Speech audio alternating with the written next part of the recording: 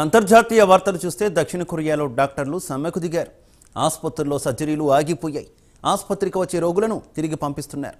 మొత్తానికి చూస్తే సుమారు 1600 మంది డాక్టర్లు సమ్మెబాట పట్టారు. వీరికి తోడు జూనియర్ డాక్టర్లు కూడా నిరసన తెలుపుతున్నారు. అయితే వీరి నిరసనకు ప్రధాన కారణం ప్రభుత్వం పెద్ద ఎత్తున మెడికల్ వ్యవస్థలో ట్రైన్డ్ ఫిజిషియన్లను తీసుకురావాలని చూడడమే. ఉన్న డాక్టర్లకే పని లేదు, ఇక అదనంగా డాక్టర్లు ఎందుకు అని డాక్టర్లు ప్రభుత్వ చర్యను వ్యతిరేకిస్తున్నారు. ఇక డాక్టర్ల సమ్మె గురించి మరింత సమాచారం తెలుసుకుందాం.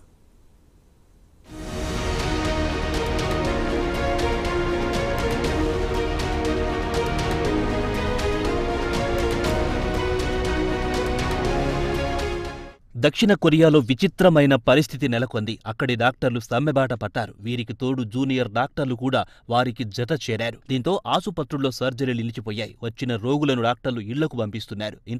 ఇంతకీ డాక్టర్ల సమ్మెకు ప్రధాన కారణం ఏమిటంటే అక్కడి ప్రభుత్వం వైద్య రంగంలో మరింత మంది డాక్టర్లను తీసుకురావాలనుకుంటోంది. దీన్ని అక్కడి డాక్టర్లు తీవ్రంగా వ్యతిరేకిస్తున్నారు. అయితే ఆర్థికంగా అభివృద్ధి చెందిన దేశాల్లో డాక్టర్స్ పేషెంట్స్ నిష్పత్తి చాలా తక్కువగా ఉంది. అయినా ప్రభుత్వం మాత్రం పెద్ద ఎత్తున మెడికల్ స్కూల్స్ పెట్టి పెద్ద ఎత్తున అడ్మిషన్లు ఇవ్వాలని నిర్ణయించింది.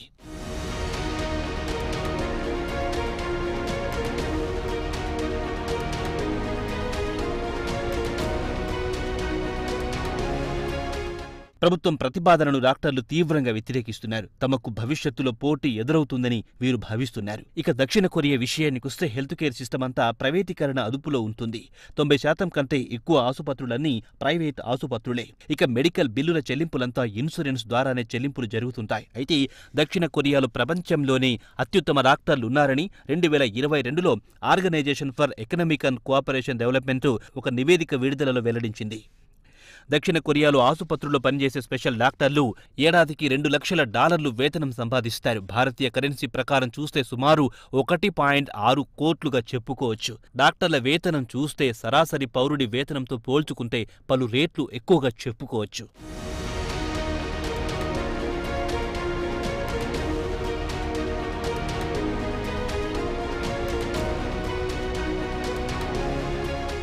ప్రస్తుతం దక్షిణ కొరియాలో 1000 మంది జనాభాకు 2.5 డాక్టర్లు మాత్రమే ఉన్నారు. OECD గ్రూప్ దేశాల్లో ఇదే అతి తక్కువ అని చెప్పుకోవచ్చు. మెక్సికో తర్వాత అతి తక్కువ నిష్పత్తి అని చెబుతున్నారు.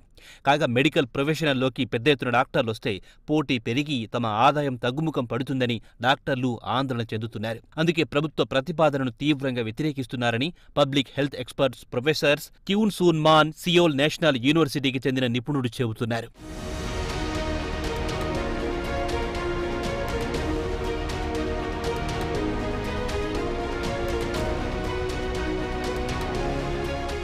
అయితే దేశంలోని మారుమూల ప్రాంతంలో డాక్టర్ల కొరత తీవ్రంగా ఉందని, ముఖ్యంగా పీడియాట్రిషియన్స్ వైద్యుల కొరత తీవ్రంగా ఉంది. కాగా దేశంలో వీరికి పెద్ద ఎత్తున డిమాండ్ లేదు.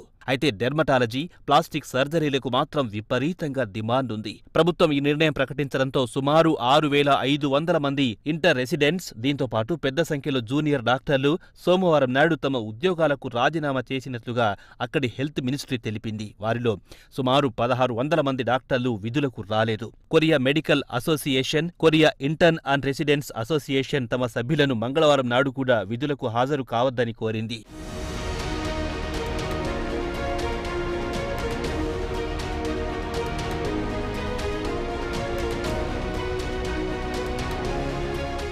డాక్టర్ల చర్యను ప్రభుత్వం సీరియస్గా తీసుకుంది. కొరియా ప్రెసిడెంట్ యూన్ సూక్ యెల్ డాక్టర్ల చర్యను ఖండించారు. వెంటనే సమ్మె విరమించి విధులకు హాజరు కావాలని కోరారు. ప్రజల ప్రాణాలతో చెలగాటం వద్దని వారించారు. డాక్టర్లు విధులకు హాజరు కాకపోవడం వల్ల క్యాన్సర్ సర్జరీలు ఇప్పటికే వాయిదా పడ్డాయని తెలిసిందని ప్రెసిడెంట్ అన్నారు. దక్షిణ కొరియా మీడియా కూడా పేషెంట్స్ ను ఇతర ఆసుపత్రులకు తరలిస్తున్నారని తెలిపింది. స్పెషలిస్టులతో పాటు జూనియర్ డాక్టర్లు కూడా సమ్మెలో పాల్గొన్నారు. ఎమర్జెన్సీ వార్డులో పనిచేస్తున్న డాక్టర్లు కూడా విధులకు డుమ్మా కొట్టారు. 37% మంది జూనియర్ డాక్టర్లు విధులకు హాజరు కాలేదని స్థానిక మీడియా తెలిపింది.